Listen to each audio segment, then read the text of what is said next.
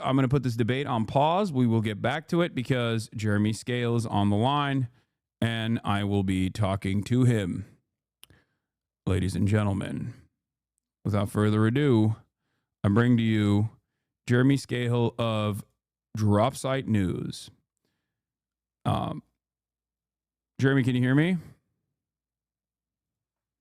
I'm calling him right now. Hey, I'm here.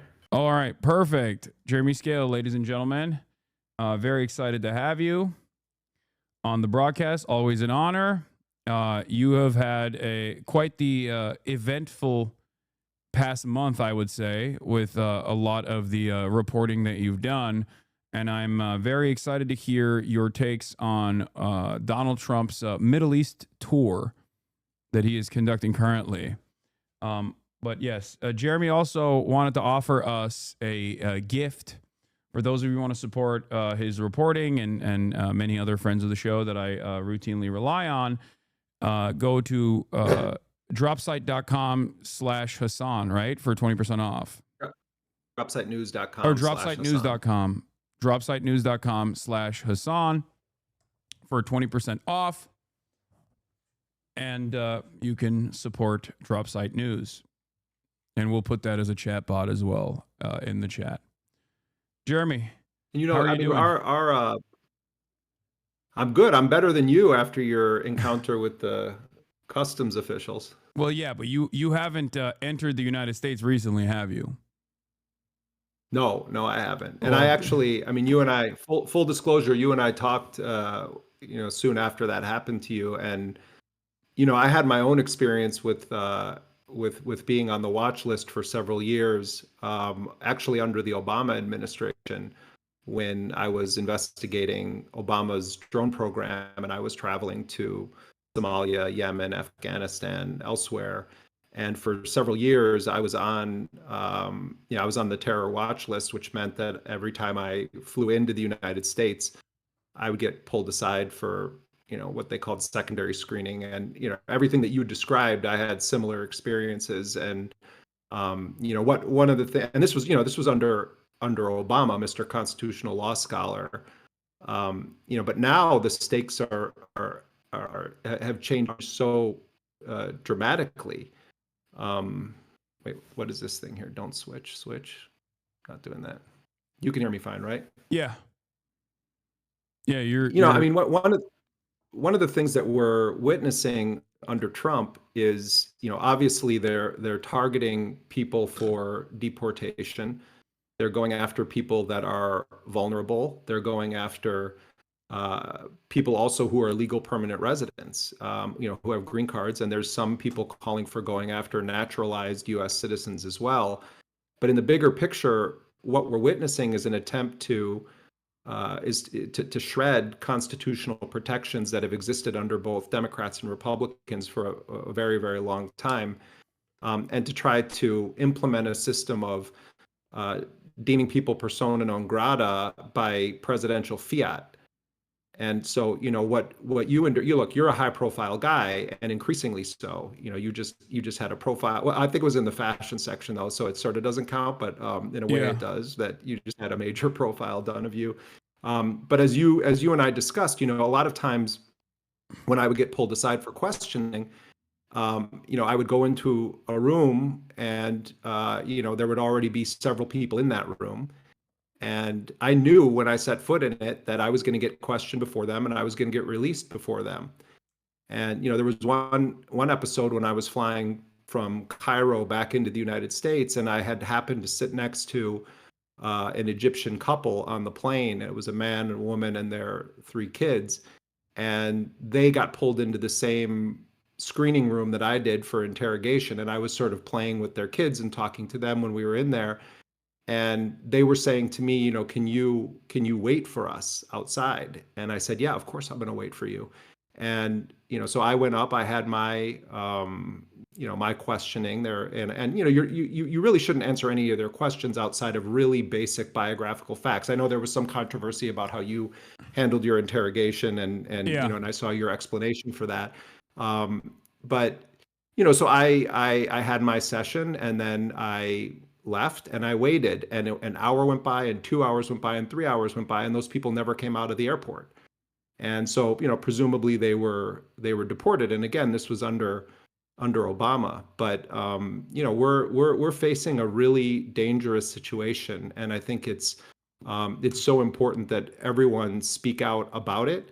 Already that system of putting people on the terror watch list was rife with constitutional and civil rights abuses. Years ago, I obtained the top secret government rule book for putting people on that watch list. It was more than 180 pages long. And people can be placed onto a watch list because their number happened to be in the phone of someone else who happens to be communicating with someone in Yemen. The standards by which you can end up on that list where you are, you're designated as being on the terror watch list, even if they don't suspect you of being at all involved in terrorism. People may not know this, but what the position the U.S. government has taken is that you don't have constitutional rights in the airport. My friend Heba Jamal, who's a Palestinian American journalist, recently wrote about she lives in Germany. She recently wrote about her experience flying back into Newark, where an American citizen, was told that she needed to unlock her phone for the authorities, and that her husband, who is not an American citizen, needed to unlock his phone under threat of immediate detention and eventual deportation. And these are very, very serious issues. And if you think it can't come for you, you're wrong. It can come for you. Absolutely. So what, I have been listening to lawyers quite a bit on this about like how to potentially tackle that issue. Specifically, that was my red line in that in that interaction. Like I knew that as soon as they asked me to unlock my phone, that was when I was going to refuse. And it luckily never got to that, but it is an illegal gray zone. Airports are technically an illegal gray zone, I guess, which is part of the problem. And there's also the notion of material support and what constitutes for material support that they are very clearly trying to expand on, and maybe even factor in constitutionally protected speech as material support. We saw this with what Marco Rubio stated in the apprehension and false detention of Mahmoud Khalil and numerous others. And I don't really know how to combat it beyond the fact that you just don't allow biometrics and say I refuse. You can't compel me to do this. And then demand legal representation, right? Yeah, I mean, look, there's different categories here. If it was you or it was me, we can be confrontational about asserting our rights. We're holders of American passports, and that puts us in a different category, certainly in the eyes of the Trump administration. They're still pushing forward with attempting to deport Mahmoud Khalil. Some judges, to their credit, have recently ordered freedom for other people who are being detained in what I think is clearly an unconstitutional manner. But if you're from a vulnerable population and your immigration status is not that you hold an American passport, and you then want to get confrontational with the authorities in the airport, you're going to potentially be in a world of hurt. And that's why I think it's important for those of us who have a more secure immigration status in the United States, if we end up in this position, to really assert our rights. But at the end of the day, it's the old adage that activists are all taught: you don't talk to the cops. Yeah. You don't talk to the cops. And they're going to tell you that you have no right to remain silent. They're going to tell you that you misunderstand the rights that you have there. It's better to take the heat on them there and just keep asserting you want to speak to a lawyer. No, you're not going to unlock your device. No, you're not going to answer questions about your opinions. I was always told by lawyers, you answer the most basic factual things. Where are you coming from? What is the address that you're going to? Basic biographical information that exists on your passport. They don't have any business asking you what you think of Donald Trump. Yeah. They don't have any business asking you who you talk to somewhere. And quite honestly, I think it's unconstitutional that they believe that it's perfectly acceptable to tell people, I'm going to open your phone and start searching through it. But they've done that. And unfortunately, courts have sided with this system for many years, and it's getting worse. Absolutely. I mean, this is in many ways, as you said, with Obama, this is the logical conclusion of the surveillance state, and the expansion of the surveillance state, especially in the post 9/11 universe, like in the war on terror, and with the Look, Democratic Party's inability or disinterest in actually scaling back these oftentimes unlawful search and seizure methods, and setting precedents over and over again, to allow further violations of our civil liberties and our privacy. yeah, there's another aspect to this too, which is, if I come back into the United States, and I've never, I've never really contemplated this outside of a few specific periods when there was a lot of heat on us because of certain journalistic projects that we're doing. I'm not setting foot in a U.S. airport with data on my phone. And I may not even. First of all, at a minimum, you should be completely wiping your phone clean. When you get to where you're going, you can download the data that you need, but you should Yeah. not be walking in, with a phone full of all of your contacts and everything to that airport. And there's some people that say strategically, you get into the weeds of this, they say, well, if you pass them an empty phone, what does that mean? So some people say, well, I'll put some photographs on the phone, but I'm not going to have any of my social media stuff. I'm not going to have my contacts on there. But at the end of the day, they're searching people's phones. They're trying to deny entry based on social media postings. They're using AI now to review everyone's history. And as a journalist, and I know we're going to talk about interviews with Hamas and other other groups, but journalists shouldn't have to think like they're spies.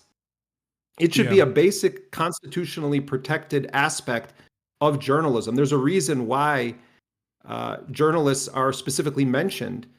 That journalism and a free press is specifically mentioned in founding documents of the United States because it's that essential to the existence of a democratic society. So, when you could be criminalized for interviewing. Yeah. Sorry. Well, one thing I wanted to mention here and stress is that there was the actionable side and there was the information gathering side that was like simply designed, in my opinion, to threaten people like myself. The first half of the interview versus the second half of the interview after he left for 35 minutes or so. And in the second side, the actionable side was like basic basic questions that I've been asked by authorities in the past as well. Things like, have you offered material support to Hamas, Hezbollah, or Houthis, and things of that nature? And if your answer is yes to any of those questions, like that, you will be detained, you will be jailed because that is illegal, right? But one of the questions in that process that they asked that I thought was very strange was, have you been in contact with someone from Hamas, Hezbollah, or the Houthis? And have you interviewed someone from Hamas, Hezbollah, or the Houthis? And that right there, knowing full well that I am a member of the media, that question being asked of me in the actionable side of things means that they are, I think, trying to criminalize conducting interviews with members of like known State Department assigned terror organizations. And I feel like that's insane because that would mean that, every CNN journalist, Clarissa Ward, could go to jail. You could go to jail potentially. And I guess even Trump could go to jail because he just met with the HTS guy who changed his name to Ahmed Shara, but before, I guess, he was known as Jelani, a leader who was a leader in Al Qaeda in Syria and a leader in ISIS adjacent groups, a member of the U.S. terror watch list, like specifically himself on the U.S. terror watch list with a $10 million bounty on him. So who makes these rules up? Let's fly up to like 30,000 feet and remember something, that Nelson Mandela remained on the terrorism watch list for years after he was freed from Robben Island prison and became the president of a new independent South Africa. Yeah. And so these designations and the use of the term terrorism has been so overused and abused to deprive it of any actual meaning. If we want to actually talk about what is terrorism in the world today, we can look no further than the Israeli actions in Gaza and in the West Bank. That is classic terrorism that Israel is engaged in. So when they say, "Oh, well, so and so is a designated terrorist," it has no actual meaning anymore, because terrorism is a term that is wielded by the powerful, often to apply a label to people that are fighting for self-determination or for liberation. It is a total abuse of the English language to apply that term to many individuals and groups that the United States and Israel apply that label to. So that's the first thing we need to recognize, and that many people have been designated as terrorists by the US state who actually are freedom fighters. It's not that there aren't people on that list who have conducted acts that could be legally categorized as terrorism. Yeah. But they've used it so much that it actually is meaningless. And Exhibit A of terrorism in the world today is the US client state of Israel and its war of mass extermination against the Palestinian people. Yeah. Also, even Luigi Mangione, when you talk about like domestic figures, like Luigi Mangione is currently being tried for being a domestic terrorist. Like, does this mean that we are not allowed to conduct an interview if given the opportunity with Luigi Mangione? Like, it just doesn't make sense. It's a complete vague. It's definitionally vague, and it's deliberate that it's vague. It's just created to deny habeas corpus to people at a time when the administration is actually trying to move the needle on removing habeas corpus in its entirety. So, and it's something that even Steve Bannon has talked about. What they're doing in the UK. They're doing this in the UK now with Palestine Action activists, the people that have been targeting Elbit Systems, the Israeli manufacturer of drones and other technology. They're going after people, and they're applying this label terrorist. And we're going to talk about my conversations with officials from Hamas and Palestinian Islamic Jihad. And I've interviewed people from all of the H's that you mentioned before, because I think that's the responsible thing to do journalistically. Yeah. It's journalistic malpractice that major publications are not regularly interviewing officials from these organizations and trying to understand their perspective and the context there. Simply talking to officials from Hamas or Islamic Jihad or Hezbollah is not an endorsement of those individuals. It's called basic journalism. So that's really the first principle that we need to put on the table. It's not that CNN doesn't interview Hamas officials or the New York Times doesn't interview Hamas officials, but generally it falls into a basic pattern, which is that no matter what is happening in Gaza, no matter what's happening in the ceasefire negotiation process, you have a Hamas official interviewed by a Western journalist, and all they want to do is relitigate the events of October 7th. And often the questioning includes outright lies or falsehoods about the events of October 7th. So that's what you typically see these officials subjected to when they do agree to go on, whether it's BBC or it's CNN or other news outlets, or in the case of the New York Times, they'll conduct a lengthy interview with someone from Hamas, and then they'll just use like 2 sentences of it. And usually those 2 sentences are meant to kind of bolster the case that they're making by talking to all of their Israeli sources. So that's basically the thrust of what we get in the media. But what the US learned, and what Adam Boehler, who was one of Jared Kushner's college roommates, was Donald Trump's special envoy on hostages. He goes over and he meets with Hamas officials. And I actually then met with the 2 main Hamas officials that met with Adam Boehler. And I talked to them at length about what it was like speaking with Adam Boehler. And they said that Boehler kept telling them, you guys are so different than I imagined, that I had been led to believe. That Boehler is not, a swamp creature. He's not from the consultancy class. He's not Antony Blinken, who is paid by the makers of tanks to think when he's not officially in government. He's simply Jared Kushner's friend. But right. He's like Jared Kushner's beer bong buddy. Yeah, but that Well, I mean, that's it's the same thing with Witkoff. Like he's not like a brilliant tactician. He's not a guy who's been inundated with like American foreign policy attitudes like Blinken was, but he has forced Israel to make concessions that Israel seemingly never took with the previous administration due to his lack of interest in abiding by U.S. standards up until that moment. Like sometimes that is what takes. Sometimes it is what it takes to actually come to a managed resolution. Well, I mean, also just on a factual level, from the beginning of Netanyahu's declaration of his war of annihilation against the Palestinians of Gaza, he sought to portray Hamas as akin to ISIS or Al Qaeda. And the fact that Hamas has never engaged in any operations outside of the territory of historic Palestine is an inconvenient fact that no one ever wants to talk about. Whatever you think of the historical methods that have been used by the Palestinian resistance since the first Palestinian Intifada, around the time when Hamas was formed, the fact is that this is a national liberation struggle that is using means of violence to try to achieve a political objective. And so if you want to talk about Hamas and its tactics or its methods, at least have your starting point be based on accuracy. Have your starting point be based on facts.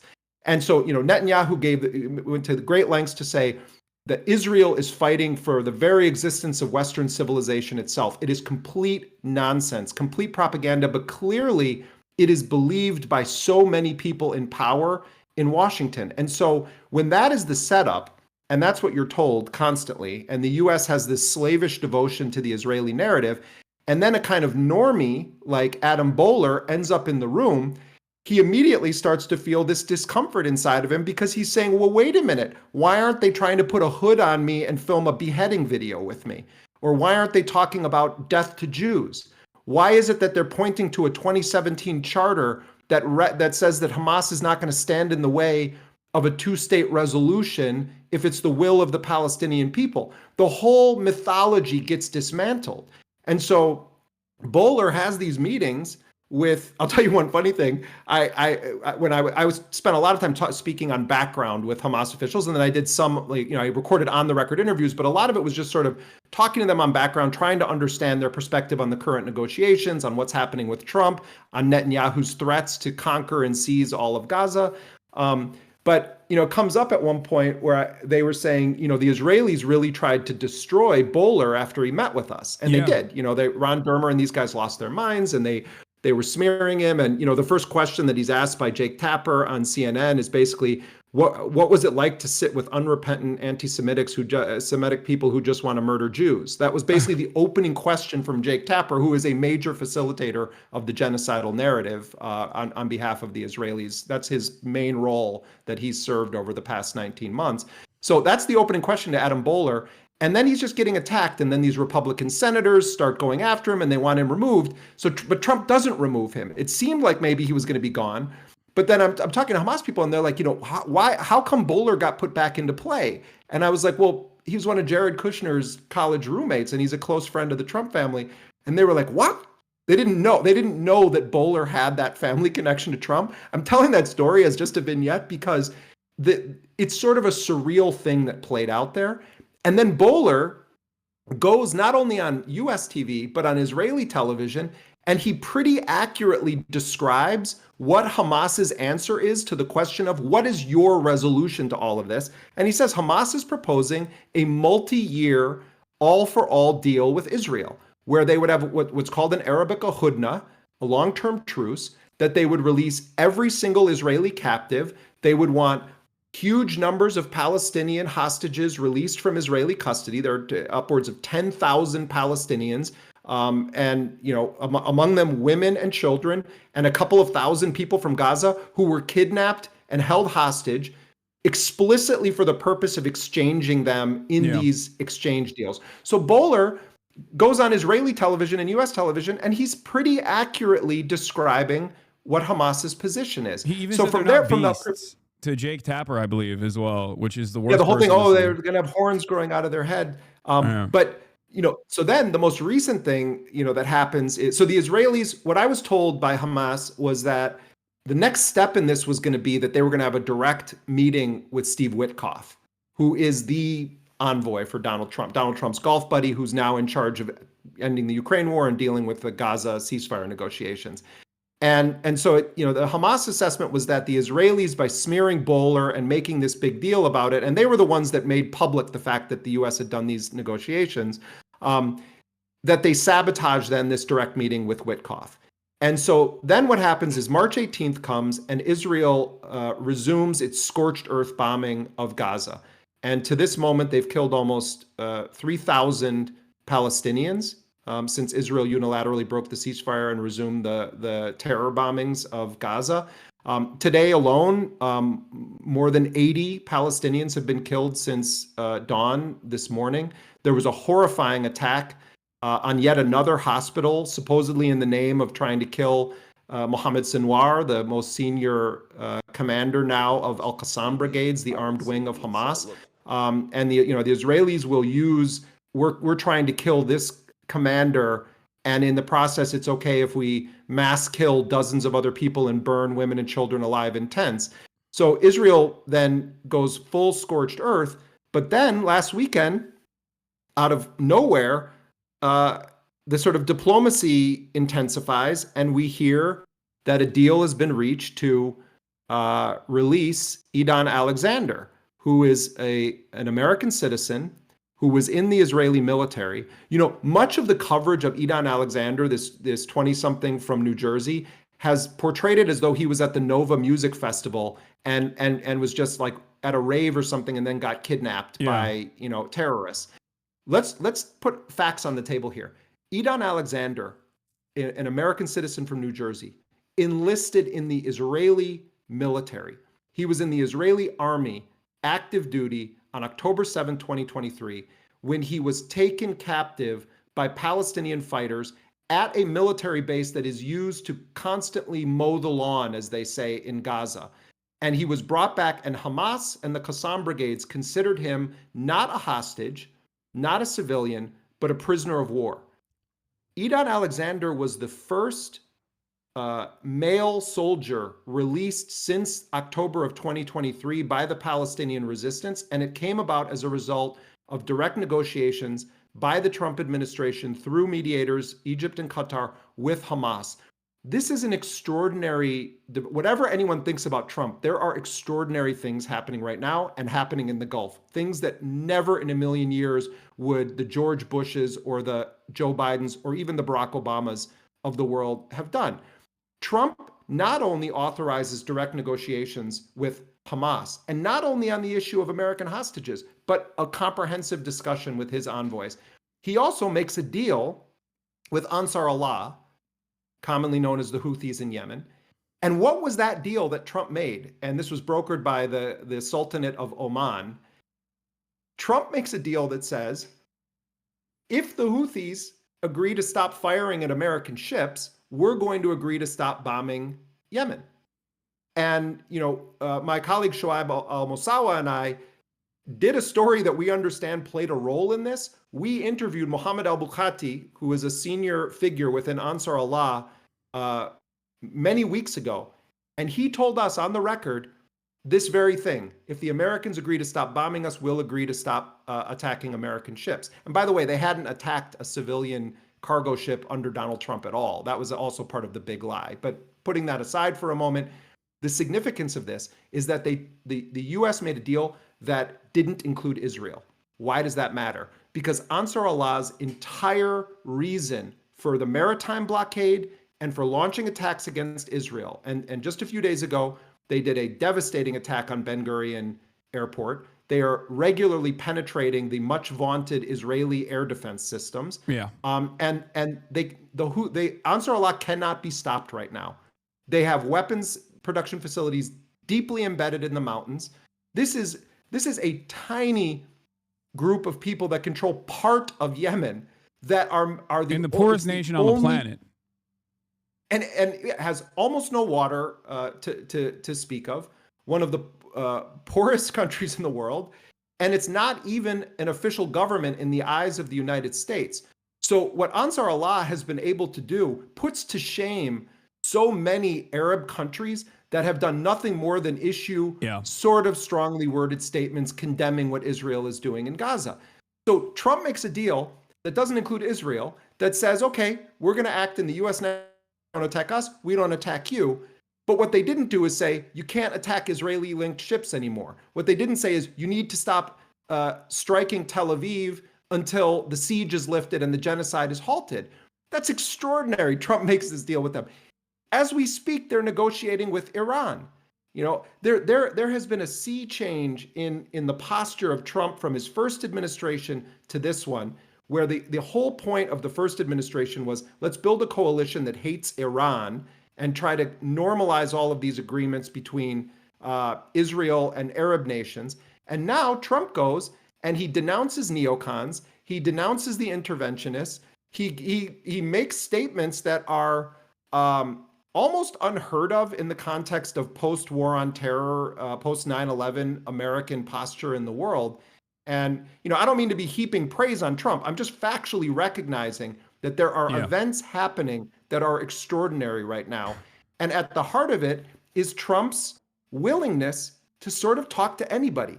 And actually, that's what journalists should be doing too. Yeah. So going back to, there's a couple things that I want to address here, and I want to get your opinion on, or at least stress the importance of.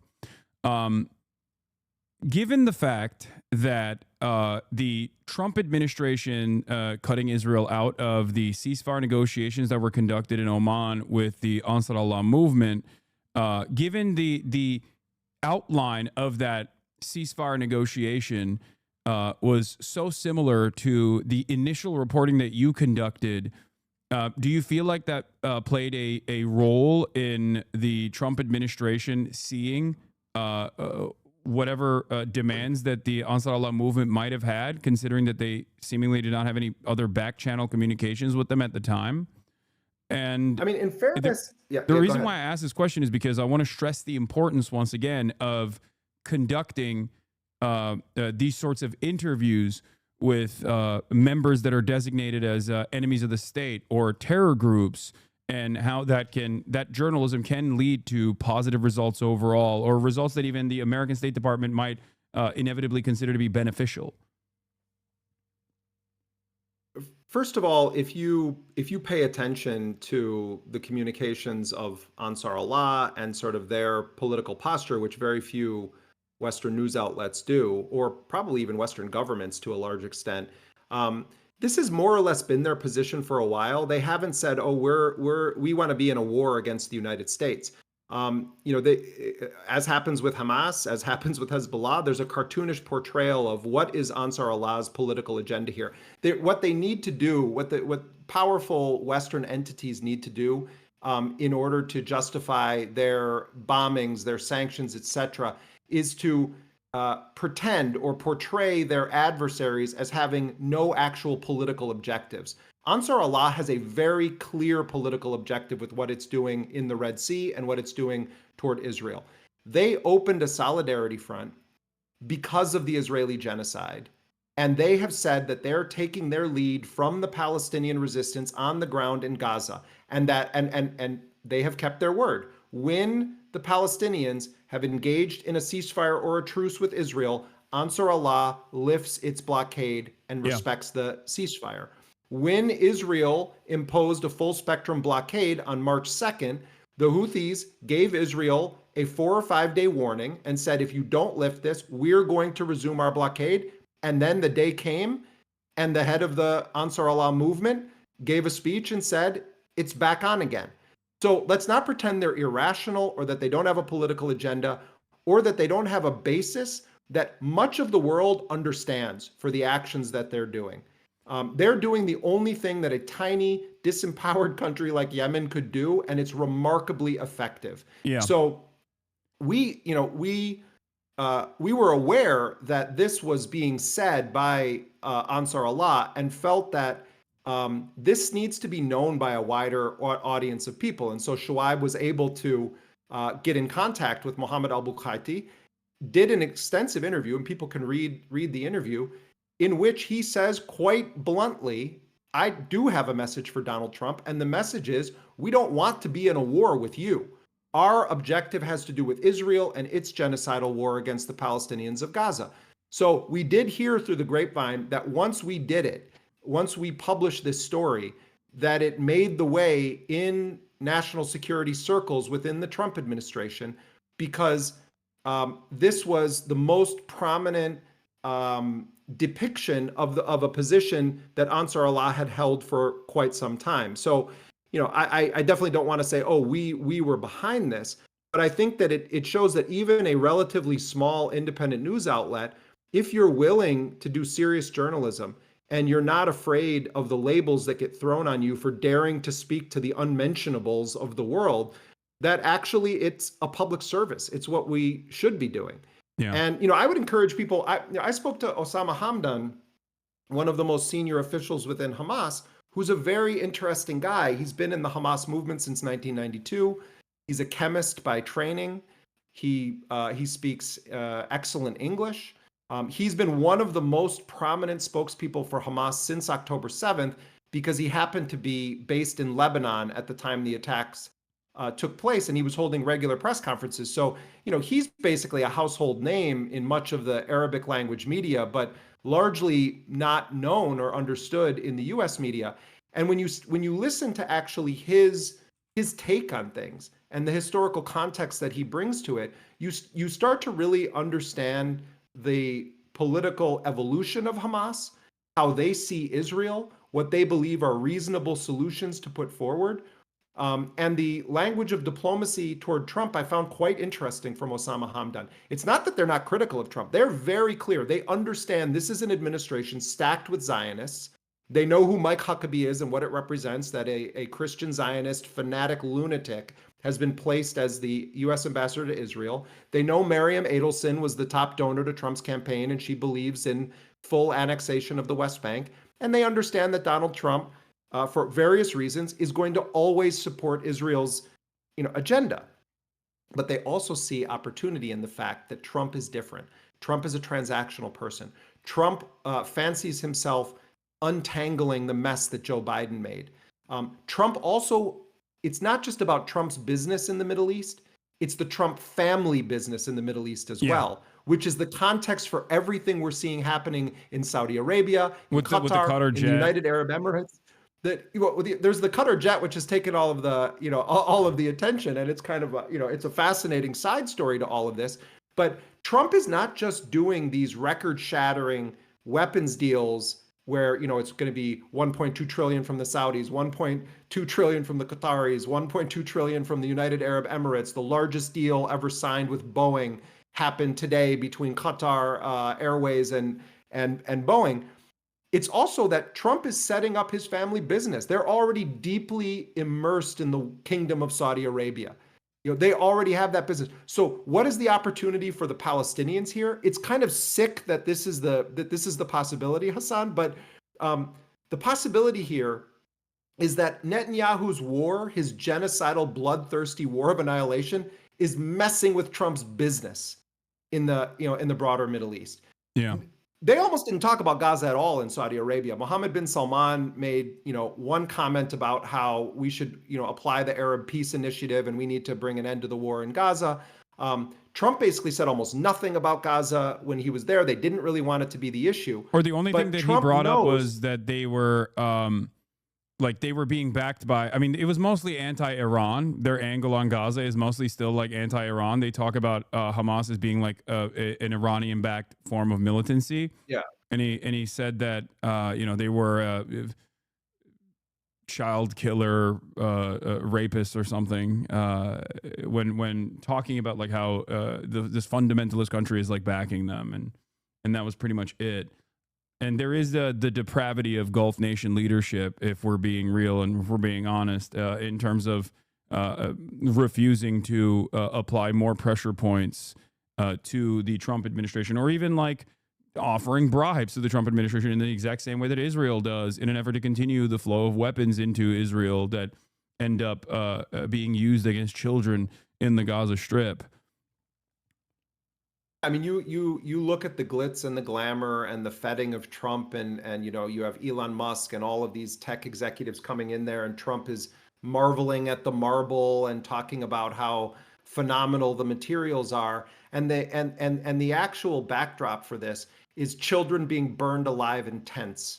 Children being burned alive in tents with American weapons. Children being burned alive in tents with American weapons, and total silence from the Mohammed bin Salmans of the world, who himself is a total butcher for what he did to the people of Yemen. This was a cacophony, a conference of butchers and enablers of genocide, either through the facilitation Trump does by giving the weapons and the political support to Netanyahu, or by the shameful silence of all of these Arab rulers who, they spend all day celebrating Trump, worshiping him at his feet. Oh, people are going to name their kids after Trump now in these Gulf nations. Have they no shame when they then look at the screens, when they go back to their offices or their palaces and watch what's happening in Gaza? The backdrop to this is burning, incinerating children and women, and targeting tents with so-called suicide drones, and bombing hospitals, and killing Hassan Slaya, one of the best journalists in Gaza, as he was receiving treatment in a burn unit where he had multiple fingers amputated because Israel tried to assassinate him by bombing a tent on April 7th. Yeah. That's the backdrop to everything that we're seeing. So I can talk about what is extraordinary about what Trump's doing, but let's never forget the moral question here. And that is that the charade we are watching, where the wealthy and powerful of the world gather together to fluff each other, pat each other on the back, sign their big weapons deals, talk about a new vision for the Middle East, while simultaneously facilitating the incineration of Palestinian children, that should be the headline on all of this. That's the thing that actually matters the most. Absolutely. So because of this, this is actually what I wanted to talk about. Like I wanted to maybe speculate a little bit about where this deal may head. Now, you have gotten great insight from Hamas leadership on this matter with your interviews. I read the Osama Hamdan one on stream. It was fantastic. I've seen pieces. I've read parts of the Palestinian Islamic Jihad interview that you conducted as well, where they said, look, like decapitating Hamas leadership, or decapitating or trying to actively demilitarize the Palestinian resistance or Palestinian militancy is not going to yield the results that Israel wants out of this, because there's always going to be resistance as long as the apartheid exists, which is, of course, a perfectly reasonable and perfectly understandable position to take. But having said that, Israel is a belligerent actor. It's a belligerent occupier in the legal sense, and illegally engaging in this act of genocide, this ethnic cleansing campaign. But outside of that, Israel is a very entitled actor in the global stage as well. And it seems like even whenever Israel feels betrayed, or whenever Israel feels unsafe or angry, I feel like the Palestinian population is punished the most. They are significantly more restrained when it comes to their retaliation to Iran, for example, as opposed to their retaliation, or even as opposed to their retaliation in southern Lebanon, which was obviously not as restrained as Iran, but significantly more restrained in comparison to Gaza. And it's obvious that incurring penalties for their actions is the only lesson Israel responds to, is the only language Israel responds to. Having said all of that, their actions that amounted to 100 people being killed, including bombing multiple hospitals at this point, and their open and deliberate targeting of Hasan, the journalist that you were talking about, and assassinating him, and even assassinating a 12-year-old survivor, the 12-year-old survivor of the medical worker assassination that Israel had conducted. All of this happening in the last 48 hours, I think, is because Israel is angry and frustrated that by the conclusion of this Trump trip into the Middle East, that Trump may end up forcing them to stop this genocide, or at least like have a more reasonable conclusion than what Israel's demands are, which is complete ethnic cleansing, hostages being secondary, not even like the extraction of hostages not even being a main focus, now admitted by Benjamin Netanyahu. For all of these reasons, do you believe that the Trump administration, especially considering what Israel did after the Idan Alexander release, the prisoner of war release, for only a demonstration of good faith by Hamas and Israel's retaliation in the process, do you believe that the Trump administration is actually going to push for a long-term reasonable conclusion here, or do you think that it's going to turn into the previous ceasefire negotiation, where eventually, with enough pressure from Israeli envoys, Steve Witkoff will mold the existing ceasefire structure to one that suits the Israeli narrative, and we just put Gaza on the back burner once again as Israel continues its ethnic cleansing campaign? I mean, this is you raised a lot of questions here, and there's one central thing you're asking me, which is to sort of speculate or give an educated guess, which I'm not in the business of doing, but I won't. I will share with you some thoughts based on all the things you put on the table there. I think the most likely scenario in the short term, first of all, there always is the possibility that Trump decides, I'm going to let it keep burning, for another period. Like I created enough momentum around this and discussion, and I had Bowler and Witkoff in Qatar, and Hamas is being obstructionist and they're not agreeing, and that may even be the most likely thing, that Israel just continues forward with its scorched earth bombing, and then they try to pull off this so-called humanitarian aid program that Trump and Netanyahu have been kicking around, that involves American mercenaries and a fake sort of foundation that's being created. And Netanyahu is saying that they're already issuing more forced displacement orders, including in the area around Al Shifa Hospital tonight. And which anytime Israel does this, it's followed by horrifying bombings. So what may be the most likely scenario is not much happens, that Netanyahu then intensifies the attacks further. They try to push hundreds of thousands of Palestinians, once again, cram them into an ever-shrinking killing cage in the south, put this dystopic, quote-unquote, aid distribution plan in place that has no tie whatsoever to a ceasefire. And you just have a continuation of the war of annihilation for another several weeks, several months, until there's some momentum or some reason why Trump gets interested in this again. That could happen. What I think is, also possible is that we're not going to have a comprehensive deal emerge out of the discussions happening right now in Qatar. But you might have Israel having to concede to create a longer period of a short-term truce. And also Hamas will not agree to a short-term truce. They were very clear with me about this. Yeah. Unless it has a path to a framework that has clearly defined terms for ending the war and a full withdrawal of Israeli forces. Yeah. Hamas actually has shown quite a bit of flexibility on a number of issues, but they've said that they have a couple of red lines. One is no more short-term truces, no more captives being exchanged, unless there is a guarantee by the United States, Qatar, and Egypt that this leads back to a framework like the original January deal that says at a certain point, Israeli forces are all out of Gaza and the war comes to an end, and then Gaza can go through reconstruction with Palestinians in Gaza, not with Palestinians shipped to Somaliland or whatever fantasies Netanyahu is thinking about. It's possible that we're going to see something that is not great, but does pause the genocide. And maybe instead of it being 40 days, it's going to be 70 days or 90 days.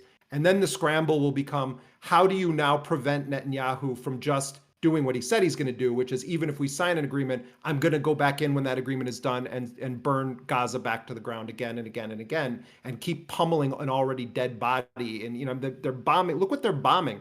They're bombing places they've bombed. Yeah. They're bombing people in tents. Their Israeli reporting today indicated that of the almost 3,000 people that are confirmed to have been killed since March 18th, these are civilians, uninvolved combatants. It's even by Israeli media standards that the IDF is indicating this. So, we're witnessing something so unspeakable, Hasan, so unspeakable in the world right now, that we all should be ashamed that this isn't what we're consumed with every waking moment. So maybe there is going to be some deal. Maybe Trump's pressure is going to be saying to Netanyahu, you are going to concede on these two issues, and we're going to kick this issue of Hamas disarmament down the road that you keep insisting on. Because the other point that Hamas makes is they're not just trying to take Hamas's weapons. They know that there's been a massive degradation of the weapons in the hands of the resistance. And let me remind people, I mean, you have a smart audience, but let me remind people, most of the weapons used by the Palestinian resistance are manufactured in Gaza.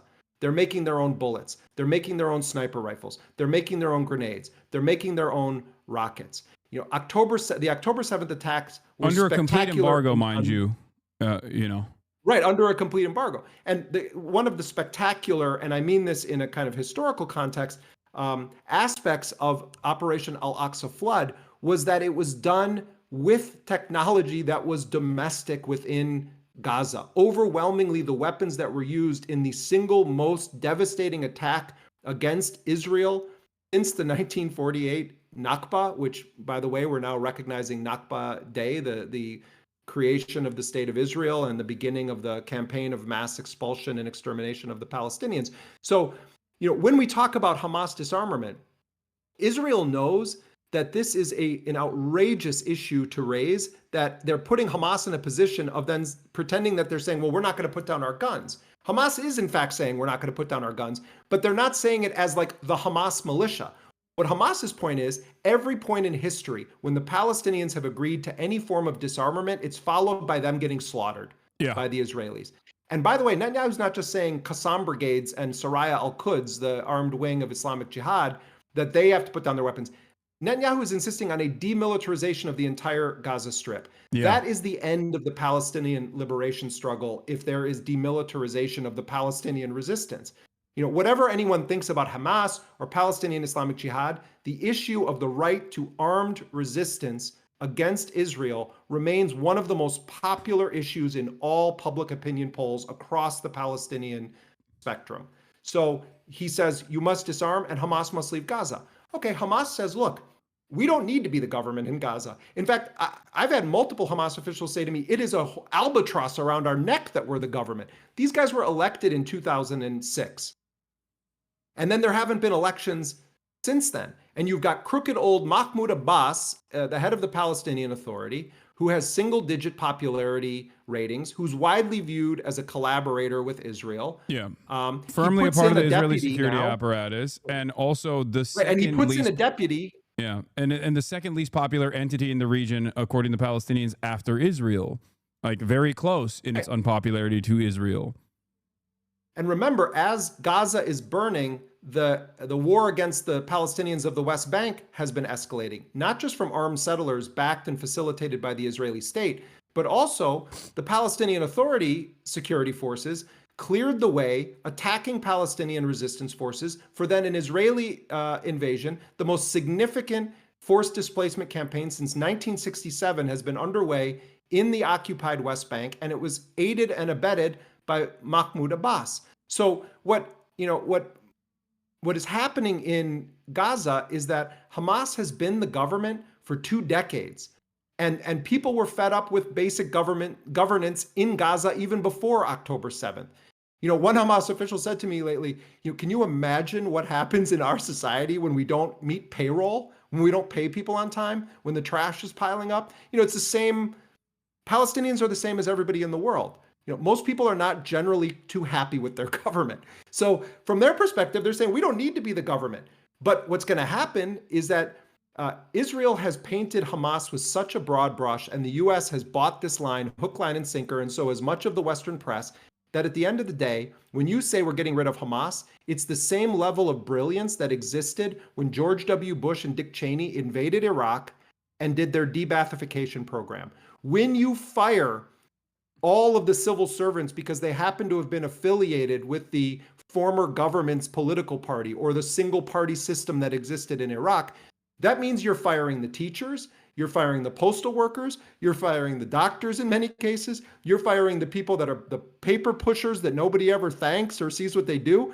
That's what we're talking about here. So Hamas is saying, okay, put anybody in who you think is going to be competent. But at the end of the day, you're going to come and ask us because we've been the only government there since 2006. Yeah. So speaking of that George issue W. Bush, also is a red herring. Speaking of George W. Bush, ironically enough, that election was conducted against the wishes of the Palestinian Authority in 2006, which understood how unpopular they had become due to their consistent collaboration with the Israeli state and due to the failures of the ceasefire, the so-called peace talks with Israel, and what that had yielded for the Palestinians in the West Bank, which was Bantustans forming due to settlements propping up all over the West Bank. And that was a Bush gift as well to force an election in all of historic occupied Palestine, which of course Hamas was seen as a anti-corruption party, which led them to win over the Palestinian Authority and Fatah. And remember that. I mean, I'm glad you're bringing this up because remember that Ismail Haniyeh, who was assassinated last summer in Tehran, Iran, who was the political leader of Hamas for a very, very long time, was supposed to be the prime minister of Palestine. And, there was a civil war between Hamas and Fatah, and Hamas consolidated its control of Gaza. You had international sanctions, right? American facilitated coup d'etat, and the United States and other Western countries decided very swiftly that an election that actually Jimmy Carter, had observers on the ground for, that the wrong people won the free and fair election, and so we're going to punish them. We're going to collectively punish them. So that's when they implement this sweeping blockade around Gaza. They start the policy of intense collective punishment. And Hamas had been criticized by some other resistance factions for standing in those elections. For instance, Palestinian Islamic Jihad has taken a position, and I've twice interviewed the number 2 figure in Palestinian Islamic Jihad, who's actually a pediatrician by training, Dr. Mohammed Al-Hindi. And Palestinian Islamic Jihad will not participate in elections organized by what it considers to be an illegitimate entity, which is the Palestinian Authority, but they are very much a part of the body politic, the fabric of Palestinian society. And another more basic point, Hasan, that seldom goes unmentioned, Hamas is not some foreign entity that descended on Gaza one day.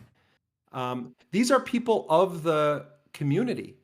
These are the men who are in the Qassam brigades or in Soraya al-Quds are fathers and sons and daughters and brothers of Palestinian families. And, Osama Hamdan shared with me, he's a senior official in Hamas. He was telling me just about his relatives. Some are in Fatah, some are in PFLP, some are not in any political affiliation. And he was just talking about how there's such a cartoonish way in which Palestinians are talked about. And he's like, asked me, do you have relatives that voted for Trump? And I said, yeah.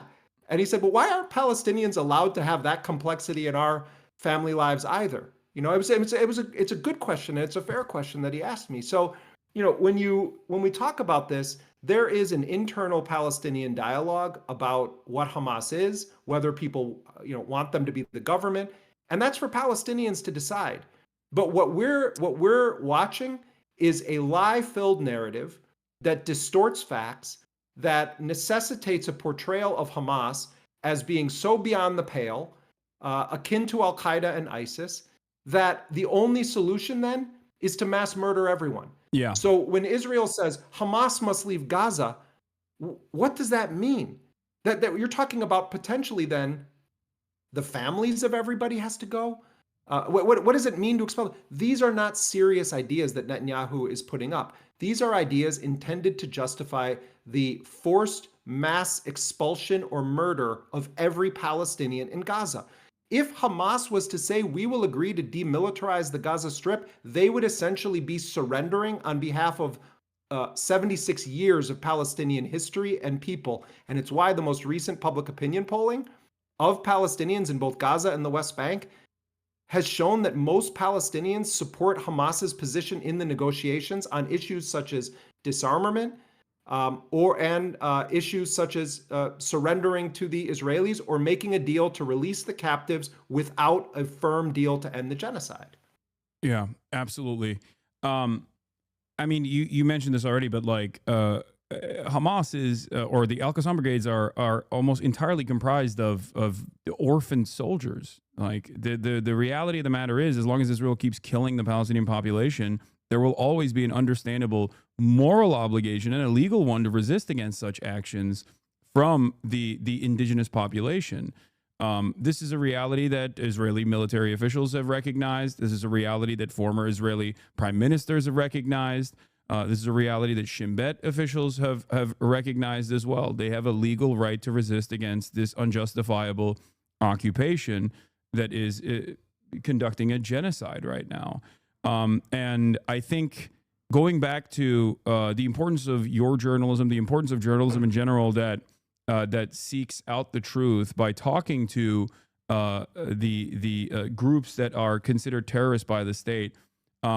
I wanted to juxtapose your work with the way that the current mainstream press and legacy media operates, where I think they play a formative role in trying to get Americans to consistently refuse their better judgment when they see dead children on their timeline, on their social media feeds, or all of the pain that Palestinians are subjected to, by trying to create this like unworkable position where some Americans will recognize that there is a genocide going on and it's heinous, but also simultaneously say, well, any kind of group resisting against said genocide is actually wrong still, and that you shouldn't even talk to them, and that the discussion should never revolve around them behaving as rational actors, let alone rational actors with a, regardless of tactics, rational actors with an overarching desirable goal to end this occupation and to end this genocide. And that is something that you alluded to in the beginning when you talked about like how Western press will often immediately demand Hamas condemn its own campaigns or its own operations or itself. And I feel like this is thought terminating, and it's somewhat successful. That's why you arrive at people that on the one hand will say, yeah, what Israel's doing is really messed up. But you know who's really also messed up? Hamas. You know, I mean, this is the whole history of armed resistance against established power or against colonialism or against apartheid, that you must portray anyone who uses armed force to try to overthrow your system of oppression is a terrorist. I mean, this is also the way that Black Americans who rebelled by force of arms against slavery were characterized at the time. It's how indigenous people in the United States were characterized by European settler colonialists who began to expand their occupation of native lands in the United States. It's a story as old as war itself. And so, you know, when I look at the history of Palestinian resistance, you look at the evolution of thinking, the evolution of tactics. You know, Hamas and Islamic Jihad are relatively new to the Palestinian resistance scene because this has been going on for so long, for so many decades. And, you know, large chunks of the story of Palestinian resistance involve secular-oriented Palestinian nationalists or liberation fighters. And part of what happened is that, you know, Hamas and Islamic Jihad started to rise up out of a period where Israel had expelled and exiled all of these Palestinian resistance figures, including people like Dr. Mohammed al-Hindi, who I've interviewed from Palestinian Islamic Jihad. And they kind of put them all in the same place in the camps in Lebanon. And you know, it was a heady time in the Islamic world. And then there's also that component, which is that they're constantly assassinating any Palestinian that rises up and has an ability to be a uniter of the Palestinian cause. It's why Marwan Barghouti continues to rot in a prison cell, because the Israelis fear that figure, who is not from Hamas, he's actually from Fatah, but he's number one on Hamas's list of prisoners that they want freed in Yeah. these exchanges, and has been from the very beginning. That terrifies Israel, and that's why Israel assassinates and imprisons Palestinians that it believes pose a threat to its colonial apartheid occupation regime. But the story of Palestinian resistance is not one of terrorism.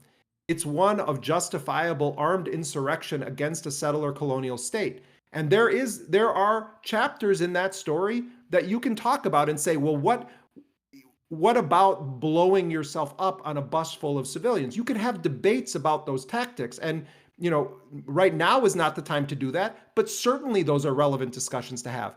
But I'm sorry, that's one tree in the forest. The forest is a story of a people who were punished because of Germany's mass murder of Jews and other minorities in Europe. And Western powers decided that they were going to steal the land from the Palestinians and impose a European colonial settler state on that territory. And then they were going to say, we're going to demonize anyone who was indigenous to the land that dares to challenge what we've just done to them. That's what the British did to the Irish.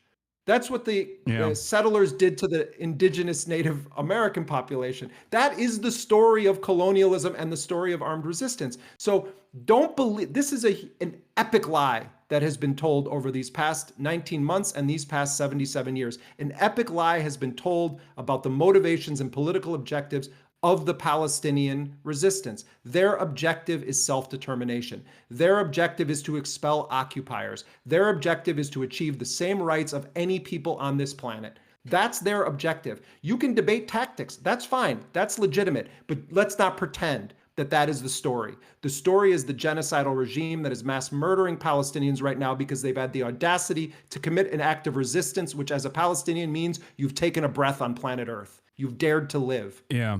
Also, one important part of this conversation, actually, because we talked about the vague definitions of terrorism, is the historic usage of terrorism. Most commonly is talked about with respect to the war on terror, the anti-Muslim thrust of war on terror policies, but that was built on top of a pre-existing foundation, and its inception point is the Palestinian liberation struggle. As a matter of fact, the earliest mention of terrorism in a federal statute was in 1969, and it dealt specifically with restricting humanitarian aid to Palestinians and inaugurated a pattern of rendering Palestinians synonymous with terrorism.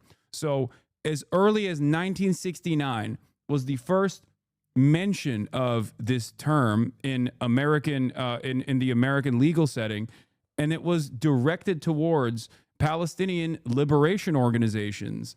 So it has been going on for quite a long time, and it's important to recognize that, because now a lot of people that are learning about Palestinian liberation and its history will look back at the PLO and its efforts, will look back at the Palestinian Liberation Front, or look back at PFLP, DFLP, and its leadership that was Western aligned, or even aligned during the Cold War with the USSR at certain points. And say, oh, why can't they have guys like this? Why do they have scary fundamentalist Muslims, which Hamas is always often portrayed as, and so is Hezbollah, and so are the Houthis. And regardless of their religious perspective, obviously, they still are comprised of very well-read individuals who are rational actors in this process. They're not operating off of like this unrestrained anti-Semitism. That is just a lie that the United States has told, the State Department has told over and over again, and that is a lie that is trafficked through all forms of media, through the permissible ways of talking about Palestinian liberation. That's just a way to tarnish a justifiable demand for emancipation from Palestinians. I mean, it's also in if you study or research the history of some of the key figures that were responsible for October 7th, or that have emerged over the course of these past 19 months as figures that the world knows about. You look at Yahya Sinwar, who was born in a refugee camp. And his entire life, you can draw an arc of the escalation of Israel's terror attacks against the Palestinians of Gaza and his political development, his intellectual development, how he came to see what Israel is in the world, why he conceived of that he spent 22 years in prison. He became fluent in Hebrew. He studied the enemy in prison. He translated by hand the memoirs of former heads of Shin Bet from Hebrew into Arabic and distributed it. And distributed these texts to other Palestinian prisoners, telling them we need to study this. Mohammed Deif, who was widely credited with being the most central figure in the modernization of Al-Qassam brigades as a fighting force capable of doing an operation like October 7th. All of these guys, or when you speak to Hamas officials and you ask them about their family history, all of them have a story that begins as a child witnessing the humiliation or the killing of close family members. And when you start to humanize these people that are demonized in the media, and you actually are about the business of being intellectually honest, and you say, where does a Yahya Sinwar come from? Where does a Mohammed Deif come from? Who is Abu Obaida, the spokesperson for the Al-Qassam brigades, who's one of the most recognizable voices now in the Arab world when it comes to the situation in Gaza? When you start to understand their history, you're really studying the history of Palestinian resistance, and you're studying the history of a gratuitous, violent enemy that believes in the extermination of those people. And then you start to say, well, let's look at this from a different angle. Let's look at this in a very big sense. What is right and what is wrong here? Are the Palestinians terrorists? Is it terrorism to have grown up in a concentration camp where your family members are systematically killed and humiliated? Is that terrorism? Or is there a deeper discourse that we should be engaged in? And that's how Palestinians have always been portrayed. And the United States and Western journalism has been a major player in promoting lethal myths about the Palestinian people. Again, there's all kinds of debates that can be had, about Hamas, about tactics, about what happened on October 7th. And they have had these discussions. But that's all they want to talk about. But that's all they want to talk about. No one wants to talk about, do the Palestinians have a right to use force to get rid of a Western-backed genocidal colonial apartheid regime? If your answer to that question is no, they don't have that right, you're not a serious person, you're not a student of history, and you're just a propagandist for one of the most heinous crimes we've witnessed in our lifetime. Yeah. Two things I want to mention here, giving more historical context to this as well. Other friend of the show and also Palestine historian, Zachary Foster, who conducted, I believe, his PhD in Princeton, has written extensively on the Palestinian militancy, specifically lasering in on Hamas and its tactics and how its tactics have evolved, where he says the violence committed by the Israeli military in Gaza during the first year of the Intifada, where 142 Palestinians were killed and 0 Israelis were killed, was the same time that Hamas officially transitioned from a charity organization, because it was an Islamic charity, a Muslim Brotherhood cutout that simply worked in charitable works, and it turned into a militant group. And even then, its tactics were not the ones that Israel recognizes and associates Hamas with. The militant violence was almost entirely still directed towards the members of the military and police forces within Israel. And then after the second Intifada, or before the second Intifada, rather, given the very famous act of terror conducted by a Kahanist terrorist, Baruch Goldstein, that was when the Palestinian resistance, or at least some militant factions within the Palestinian resistance, including Hamas, started changing their tactics to also target civilians. And it's the same standard that exists always in any kind of liberation movement, where the standard of violence is always maintained by the oppressive force here. The colonial entity is what dictates what kind of violence exists as retaliation for the endless amount of violence that it subjects its colonial subjects to. And that is the reason why that standard has evolved over 76, 77 years at this point, and has turned into the final culmination of October 7. But having this conversation, or trying to have an academic conversation around like militant resistance, especially in a setting such as this one, is completely not allowed. Like this conversation that I'm having, many people do not want me to have. They want to simply say, what you are saying is insane. You are crazy. You're a terrorist. You're offering material support to terror groups, and you should be banned or maybe even criminally punished for this. It should be. The idiocy of the line that this is material support is almost not even worth a response.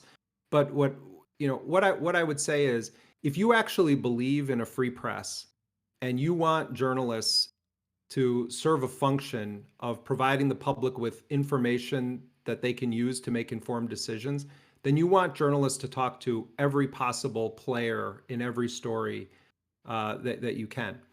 And so, I reject fundamentally the notion that by interviewing people that are designated as enemies, that we're committing some crime. The crime that we're committing is called journalism. And if that's a crime, then let 1,000 million journalists bloom. I mean, we should be speaking to everybody. It's one aspect of Trump that I really do respect, that he is willing to authorize his administration to speak apparently with almost anyone. He directly meets with Abu Muhammad al-Jawlani, Ahmed al-Shara, who, State Department designated terrorist, was ISIS, was al-Qaeda. He's talking to Ansar Allah. He's talking to Hamas. That's what a sane, rational country should be doing. We should be favoring diplomacy. We should be trying to not have wars. Now, there's a whole other aspect to Trump where he'll do things like, authorize massive bombings of countries and drone strikes, etc. So let's not pretend that he's, some perfect character here. But the basic instinct of let's talk to people, let's go with that, because I actually think that is one of the paths to peace in our world. But this accusation of material support because you're talking to people, or you're explaining context, or you're trying to correct the record, is very dangerous, particularly because of what's happening in the United States right now, where there is this attempt to criminalize criticism of Israel, and to conflate criticism of Israel or Zionism with anti-Semitism, and to try to make that by fiat the law of the land in the United States, or by law. There's enough Democrats that are down with this program that it becomes very, very dangerous. But at the end of the day, what you try to do with your show, what we try to do with our journalism, is to not bend the knee ever to the powerful on any of these questions. And we respect our readers enough, as I know you respect your audience enough, to let them make their own decisions. Our job is to talk to anyone that we believe has a story to tell that's relevant to the public interest, and I'm going to continue doing that, because I think that that's basic journalism, and I wish that the New York Times was doing it. And I've had friends who work at the New York Times say to me, this just isn't really allowed at the New York Times. We can talk to Hamas, but we're not allowed to really get into their perspective in that way. And there's a reason people don't want to do that. You know who targets civilians nonstop? Israel. You know who justifies the killing of civilians in the name of killing, some former bureaucrat for Hamas? That's what they're down to now. They're whacking people that were in the civil government of Hamas, and then putting out press releases saying they've killed some important commander. And they're willing to kill as many women and children as happen to be in the area. And they specifically are targeting and murdering our colleagues, journalists, and their families, nonstop. So, we want to talk about October 7th. 1,300 people were killed that day. And, you had several hundred of them that were in the military or in security forces. You had multiple Israeli military bases attacked. You had scores of Israeli soldiers taken captive by the Palestinian resistance. And yet, to this day, it's still portrayed as Hamas and Islamic Jihad went into Israel and kidnapped a bunch of innocent civilians and murdered 1,300, although sometimes they exaggerate the number, murdered 1,300 innocent civilians. Well, we should be fact checking that. It's not that there weren't a substantial number of civilians killed out of that number. That's true.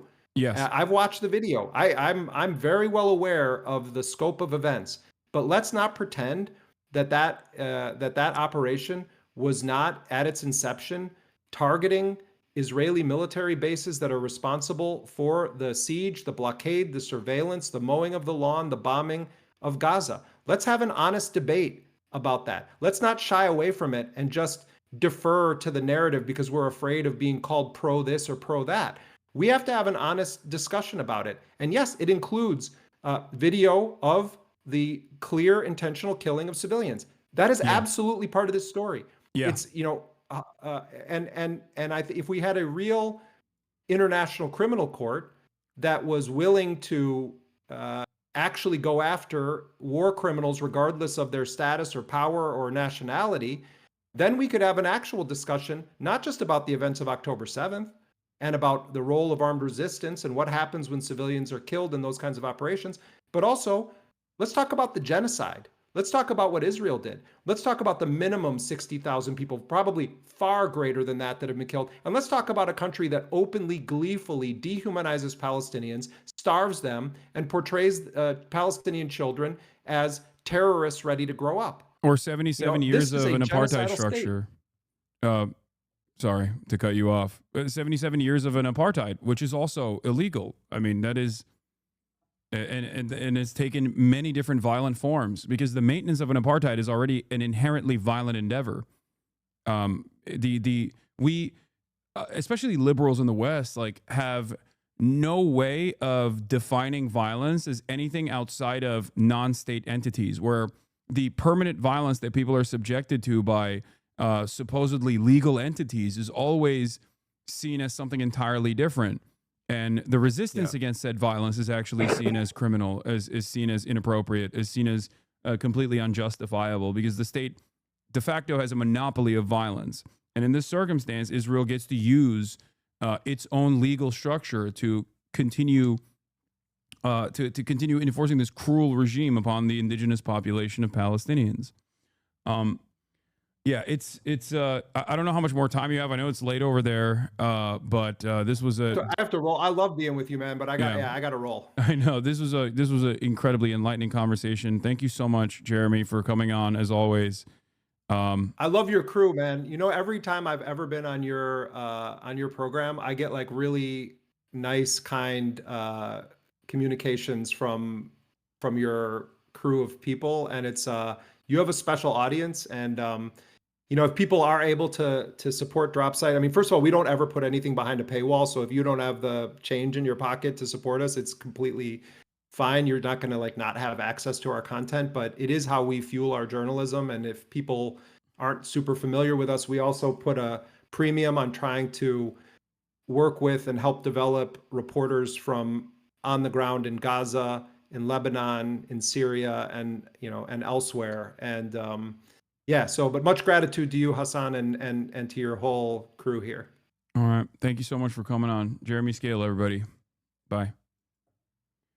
All right. That was Jeremy Scahill of Dropsite News, formerly The Intercept, one of my favorite journalists. It's I stress this a lot, but it is quite remarkable that a person that I have so much respect for, a person whose journalism and a person whose work has guided my worldview and have been so important throughout at least my adolescent years, I can just frequently have on the broadcast now. It's pretty crazy. But yes, they do fantastic work. And I highly recommend you go and subscribe to Dropsite News. You go to dropsitenews.com/Hasan for 20% off. And yeah, that's it. Scahill confirms chat is part of the crew. Don't get any weird ideas. I hope you guys understand why I talked about the importance of the work that he conducts as well, given that there are so many fucking morons out there who given that there are so many fucking morons out there who keep talking about like, oh, well, you're fucking offering support to terrorism. You're offering support to terrorism. Yeah, you're a fucking moron, okay? And I am still grateful that there are reasonable people in even the places that I am able to be platformed on that recognize that what I'm doing is not as black and white as some of the dumbest slop tubers would present it as. So